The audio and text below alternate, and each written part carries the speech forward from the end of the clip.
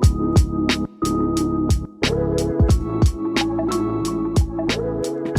to the Lodge Real Estate Home Truths Podcast. Join us as we speak the truth about home ownership, the housing market, and the place we call home, Hamilton.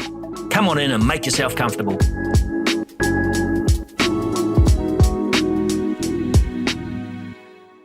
Hello and welcome. You've pressed play on Lodge's Home Truth Podcast. I'm your host for this episode, Jeremy O'Rourke, Managing Director of Lodge Real Estate. And today we have a great story for you. Selling your home for the first time can be a whole new kettle of fish. Fresh jargon to listen to, fresh processes to step through, and things that you've maybe not previously understood about selling a home when you went through the process of buying. It can also be tricky to read through the lines and see what is actually going on in the real estate market and determine if now is the best time to sell, if of course you have the choice. To share their journey with us, the stories of selling for the first time, we have one of our vendors, Rosie, with us, and her Lodge real estate agent, Amanda Reilly. Great to have you both here. Welcome. Thanks, Jeremy. Good to be here. As always, before we get started, we're going to kick off with our Two Truths and a Lie segment. I'll get each of you to read three statements, and at the end of this episode, we'll determine which one, in fact, was a lie. So, Amanda, maybe if I can start with you. Sure. If you bought a house, then you automatically know the process when you come to sell it. It's important to get your property exposed to as many potential buyers as possible. And if you bought your house as a first home buyer, it's likely that it'll be a first home buyer that buys it when you come to sell. Three interesting statements. We'll uncover the lie on that. And Rosie, if I can have yours, please. Cool, we've kept it pretty simple. So the first one is it's best to take your decluttering and your depersonalizing of your house as far as possible. And then the next one is it's good to use your agent, but always also do your own market research. And then the last one is it's always much more straightforward when you're the seller rather than being a buyer, or particularly a first-home buyer. Again, three interesting statements, and we'll uncover the lie at the end of the episode. Righto, Rosie, if I could just start with you. I'd like to, if you don't mind sharing, start from the beginning. What were your reasons for selling, and did you consider any other way of actually looking after the property? Well, yes, we did originally think. We sort of knew we wanted to move, and so we definitely had to do it like now when we're moving for my husband's job. So we knew we needed to do something with the house, and we'd always kind of planned it because he finished his university degree, and we would be ready at that point to step up into something else. But we did actually look at whether we rent it out and then buy as well, so that would be starting an investment property journey. But just the way it worked out, once we talked to our mortgage broker, we realised that it wasn't really financially viable because of the the LVRs around for investment properties are just a bit high. We essentially wouldn't have had much money to buy anything with. So that was not ideal. So that's when we realised, we're going to definitely look at selling. And because obviously there was some hesitation because they do know how the market has gone, and it's particularly even more so at the start of the year. It's a different situation now, but there was some hesitation there. But I think we were one of those people that needed to sell, so we wanted to do it. And yes, but we're in the situation that we're buying and selling in the same market. So okay, well, let's unpack that a little bit.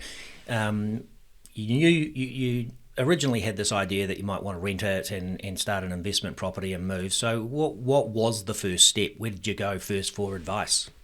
So first we kind of did two things at once-ish. We talked to our mortgage broker, who's Jordan from Total Mortgages. So we kind of needed to know if it was financially viable, how much money, if we were going to keep it as an investment property, how much money could we then buy with. Yep. And we knew kind of how much money we needed to buy with, yes. Especially because we are looking in the Auckland market, and obviously that is quite a bit more expensive.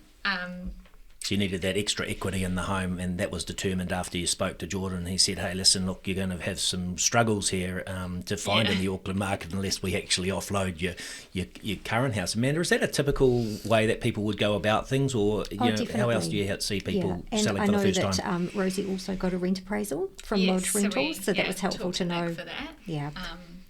And so, we were actually quite pleased with what we could have got in rent, but obviously it just still didn't quite swing it where we needed to. We would only have had 700 or something to buy in Auckland, which you can't buy a lot there for that. So, it was definitely, we kind of saw that selling was a good thing. And the other side of it was also, it is like your first home, and, were we going to be able to detach ourselves enough to have tenants in there in our property, and that's that personal connection. And I know that's why a lot of people don't always end up renting. It's because you're going to lose what you're actually moving from to some degree, and or you still got to tie, and you'd put a lot of love into that property. Yeah.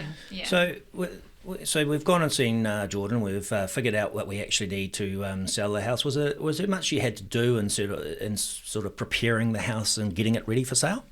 Oh, definitely. We spent a lot of time working on the house, and it's not because it was perfectly livable, but I think knowing the market, wasn't like it was a couple of years ago. We really wanted to make the property stand out, and because my husband being a very busy student, we started with a hiss and a roar with our renovating over the first 2 years, and then it had really sort of slowed down, and there was quite a few jobs that we just wanted to do to make it look amazing.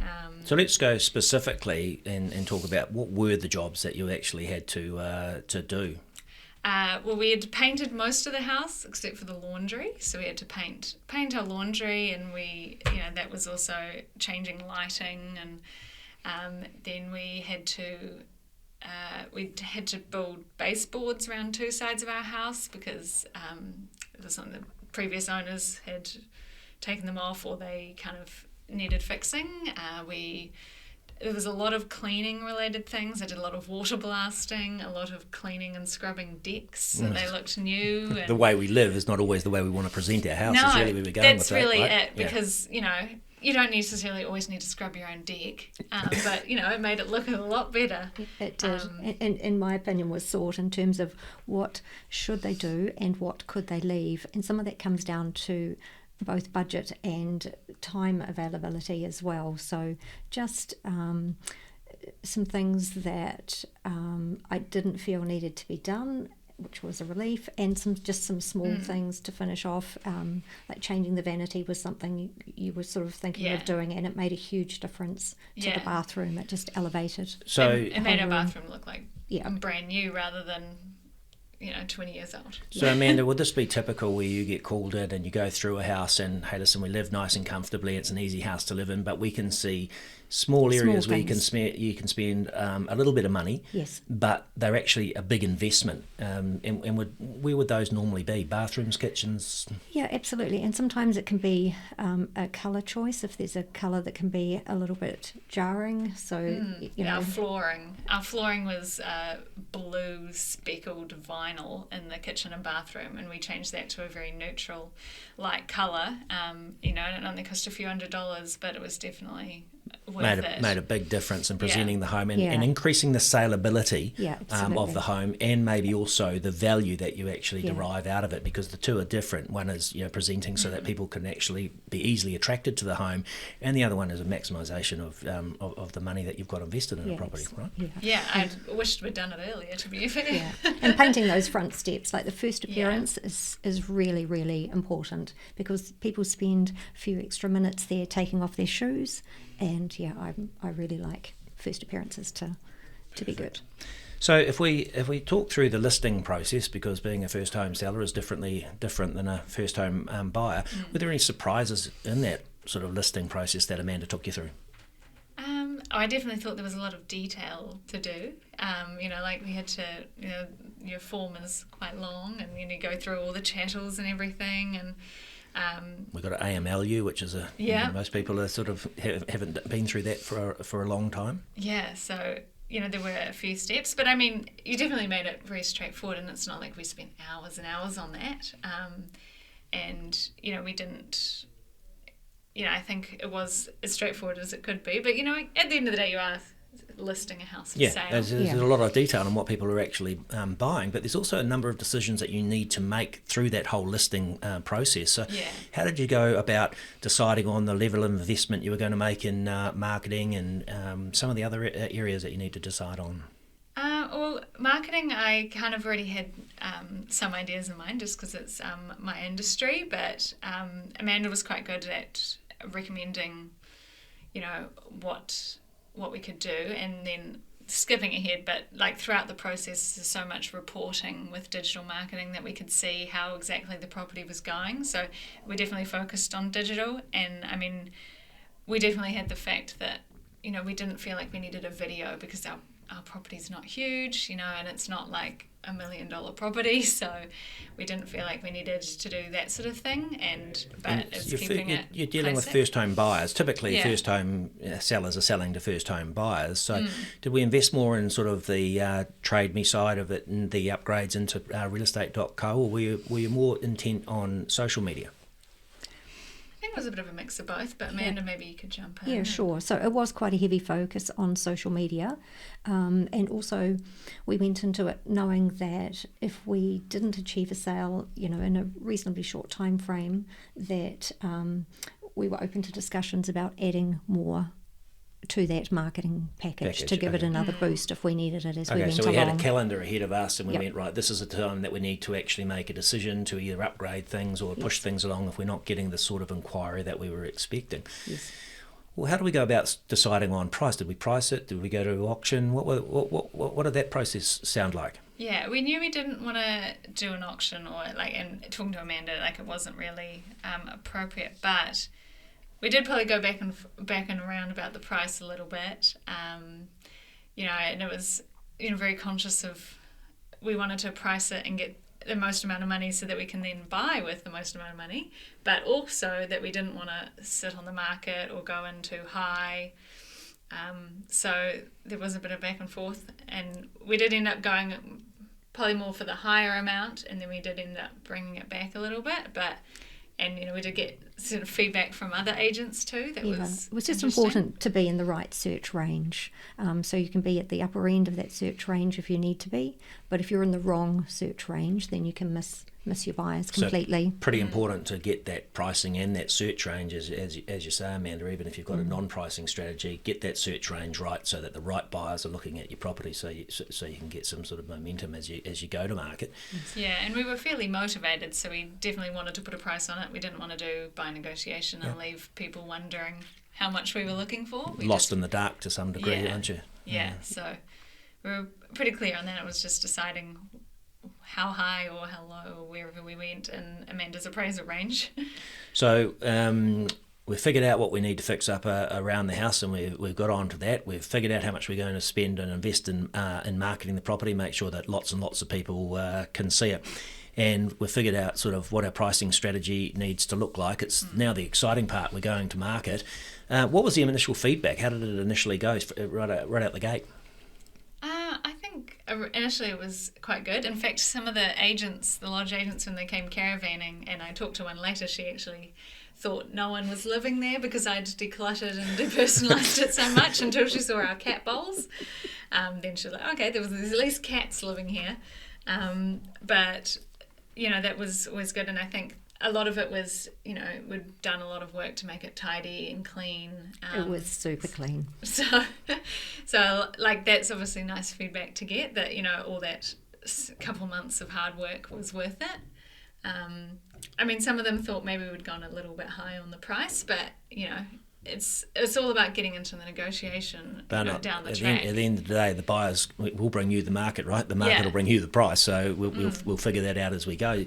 That first open home, Amanda, we know is particularly important. How did that go for you? What was the first weekend of open homes like? What sort of initial reaction did you get? Yeah, it was great, and certainly the feedback from buyers about the presentation was great. Everybody loves clean and tidy. Nobody wants to be buying a house that they have to clean and tidy up.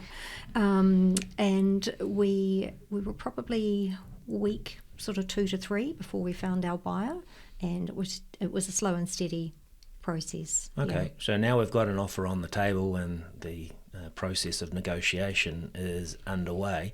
How did that go? I mean, it was definitely quite a negotiation, and I haven't done a lot, so you guys would know if it was usual, but there was quite a bit of back and forth, all within about like a 6-hour period.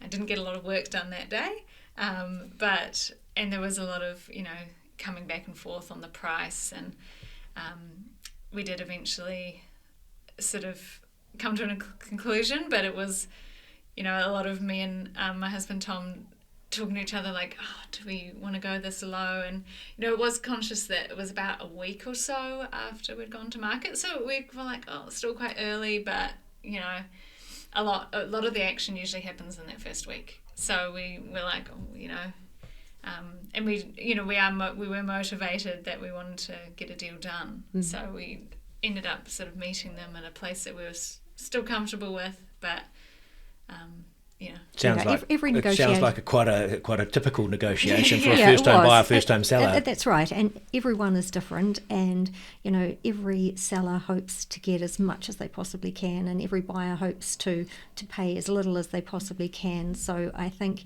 if each feel as though they've felt a little bit of pain, then generally you're kind of meeting somewhere in the middle.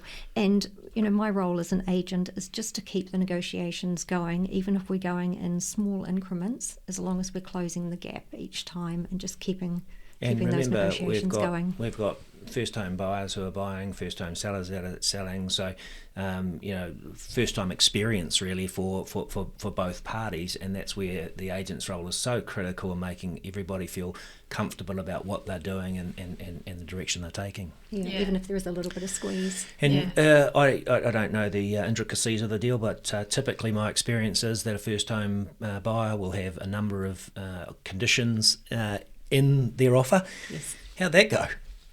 Yeah, there was obviously the usual conditions, they, and some of them I was like a little surprised, but maybe it's because I've been out of the market. Like they went so far as to get a meth test and all that sort of thing, and then obviously they had their builder's report, and there was quite a lot of negotiation around that, mainly because it was a very thorough builder's report, which is obviously what they want, but it did pull up a few things that. I think there was some first-time buyer nervousness, and from our end, of course, we know our property's great, and you don't blame them for wanting to tick all their boxes, but no one wants a big surprise after they've bought a home, do they? So no. It's typically important that they get that builder's report, and we've got a whole lot of people who we expect are contemplating selling their home for the first time. So maybe if you can just expand on that a little bit, Rosie, when we say there was some negotiation around the builder's report, they are typically quite intricate these days, a lot of detail contained in them. What actually happened? Yeah, so their builder's report threw up quite a few different things, but a lot of them were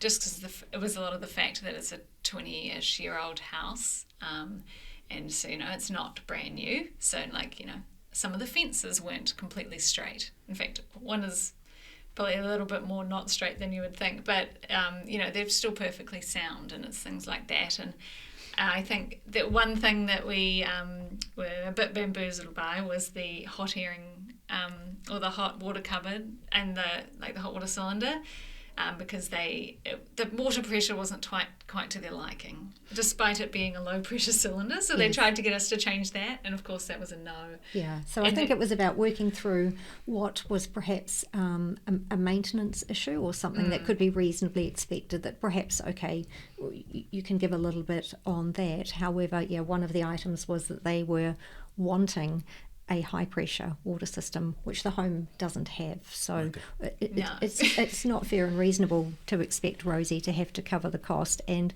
the analogy I actually gave them was that, look, you're buying a car with hubcaps on it, and now you want a car with mag wheels and you're expecting the vendor to pay for those mag wheels. It's just not going to happen. Yeah, no, they're not going to get the upgrade. But I think the real lesson here for our listeners who are potential first home sellers is that you may well see a builder's report, and do not be surprised when the purchaser comes back and maybe asks some reasonable requests of maintenance to be tidied up. Of course, I like your analogy, Amanda, but asking for a brand new water cylinder is not going to happen.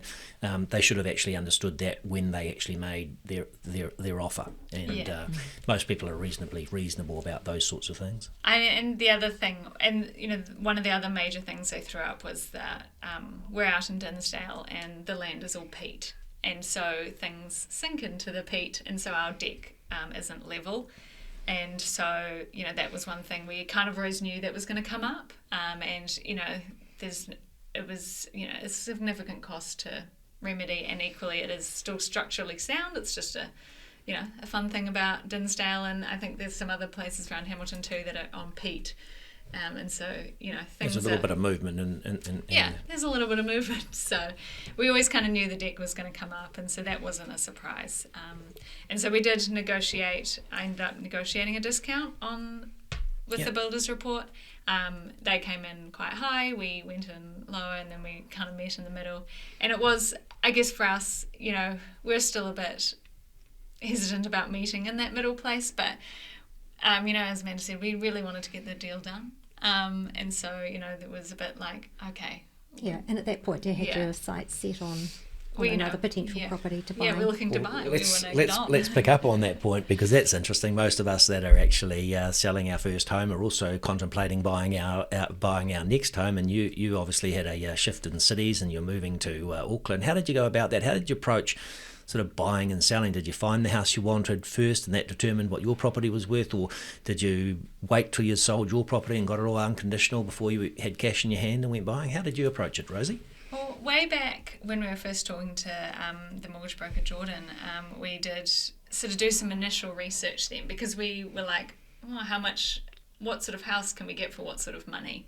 And so we kind of needed to know that in order to both price our house, not that you can change the price hugely, you still got to price it to market, but we did have to need an idea of what we wanted to spend to kind of dictate everything else. And so we'd done that quite early, but then there was a few moments like when we were trying to get the house ready, and also like maybe even before we went to market, that we were like kind of got excited about going to open homes, but then we dialed ourselves back a bit, because you really have to get that sort of deal done and get an offer, and at least a conditional offer. But I think before we went too far, because particularly it's not so much here at the moment, but Auckland has mostly auctions, so we really weren't auction ready, and there was a bit of disappointment in there. You're like, we'd get excited about a property, but we couldn't do anything yet. So we did tamper ourselves down until really once we'd got that conditional offer on the table, we did start to get serious about finding something. And then obviously once it was unconditional, it was great, because then we could actually go and make offers and that sort of thing. Yeah, so put you in a much stronger buying position. Yeah. So big journey, right? We talked to Jordan, figured out where we needed to be, got Amanda in, worked out all our marketing and got through the listing process, got our property onto the market, advertising starting to happen, offers roll in. There's 2 rounds of negotiation. How satisfying was getting that sold by sign up? It was particularly satisfying, particularly because they had to extend their period to be unconditional, because the bank was taking ages, and they had to then also get a valuation on the property, and so we were all getting a bit nervous. And so it did just take that few extra days. But as Amanda will tell you, this is all quite normal and natural, and something that we do see every week when we're selling to first home sellers, so that our listeners can sort of take some lessons out of that and not have that same nervousness or trepidation that you felt, because it is something that is quite normal in our day-to-day running of a. Well, and I think particularly with finance, a lot of people are finding that, and there are just little boxes to tick essentially. There's several conditions to then make unconditional. And so sometimes that does take a little bit longer than, we had that 10-day period, and it does just take a little bit longer, but, we got there. So, yeah, it was very satisfying to staple the sold sign up. Yeah, if possible, I always love it if the vendors can put the sold sign up themselves, because it's very satisfying. Yeah, so that was great. So you got a whole lot of listeners here. What tips are you giving them about being a first-time seller?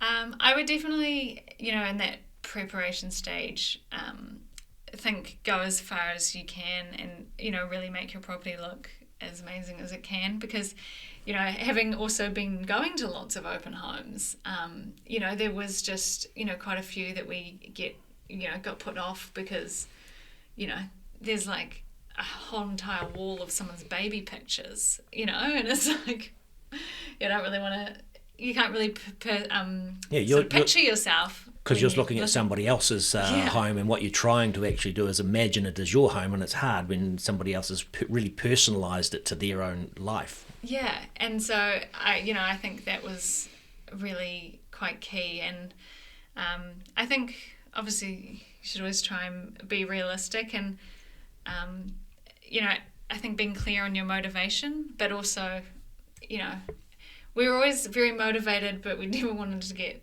desperate, because while we wanted to move, but we didn't want to. It's a big asset that you're selling, and you don't do it every day. So what I'm hearing is make sure you get clarity about what you're wanting to do and involve your salesperson in that, because they're people who have got a lot of experience in doing this sort of thing every single day. So if you can get some clarity about your motivation, you can clarity about where you're going and what you're actually up to. It's not necessarily the most fun thing you're ever going to do, put your property on the market, but if you do it correctly and you've got that clarity, you're going to get a great result. Yeah, and I think, the open home process, can feel like, it's the first time you've had completely random people through your house for the first time. That can be disconcerting, right? Yes. Yeah. So, that was a little bit like, and then, like the whole process of letting the buyer, go through your house, like we were kind of surprised. They brought quite a few people to their building inspection, and we were like, is that normal? But Amanda did say, sometimes they do bring, mum and dad. Clearly these people had a big family, because there was like 10 people, but that was a little bit reassuring, because we were like, why so many people going through, and getting that, the fact that open homes, we had loads of people through, the first weekend, but it did definitely peter off, and just getting those insights that that first week is the most important. Yeah, go hard at that first week. Yeah. What would if you had to pull out one tip, Amanda, for a first home seller, what would it be? I think just really keeping an eye on the market day by day, week by week. And I know when we were doing some of the negotiating, and then when we went into the round of renegotiating, just keeping an eye on what comparable properties are, Transacting nearby, it, because your buyer could also be looking at those properties, and so what are they looking at? Is theirs better than yours? So it was just always, we were just drilling down on what the market was doing exactly at that time. So it's a moving market, or it can be a moving market, and you've got to keep abreast of that moving market. It's not just, hey, listen, we've looked at it, this is the mark, and go from there.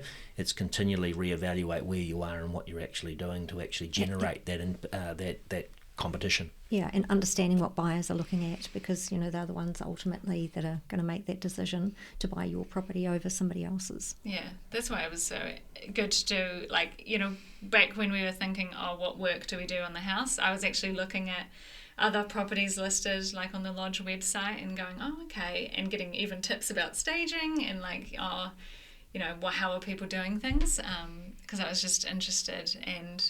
But, even we had Amanda come in through in February, and then to go on the market in April, like things had shifted quite a bit, and we had to, look at what was happening, and it was quite different. Recalibrate things, Yeah. So, and I mean, that's because Christmas, New Year's can be a bit slow as well, and so the stats were quite different by the time we got to April.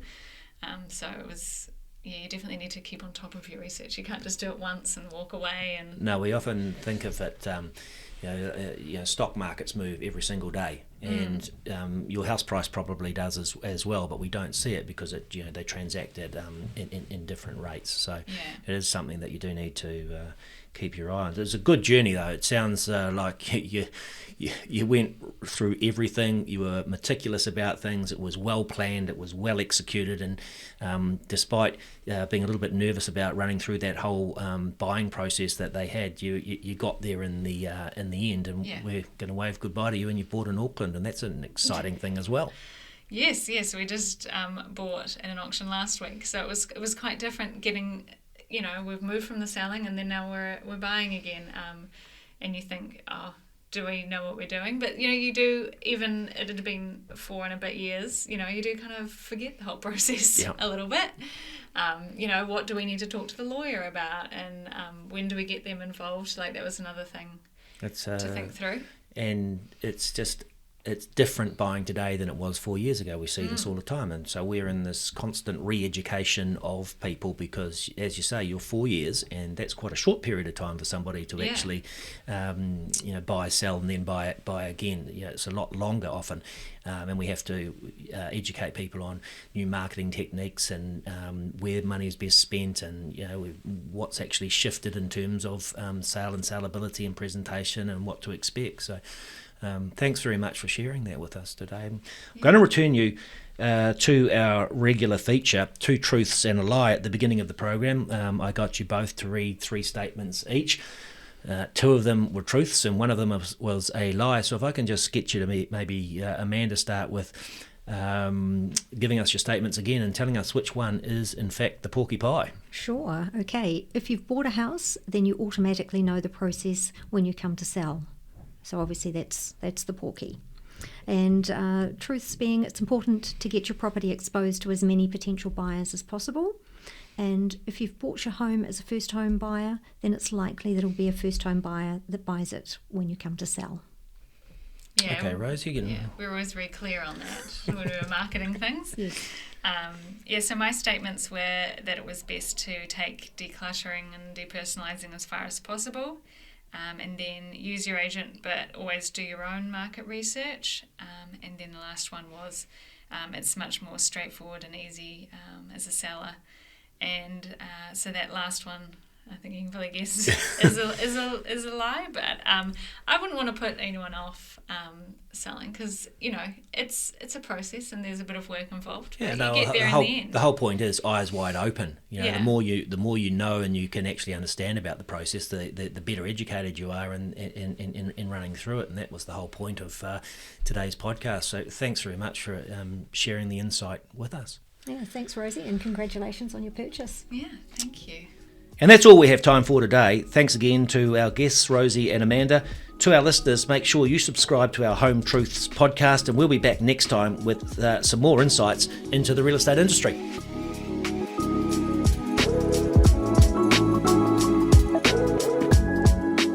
Thanks for joining us on the Lodge Real Estate Home Truths podcast. Learn more about today's topic and our panel guests by visiting our website lodge.co.nz.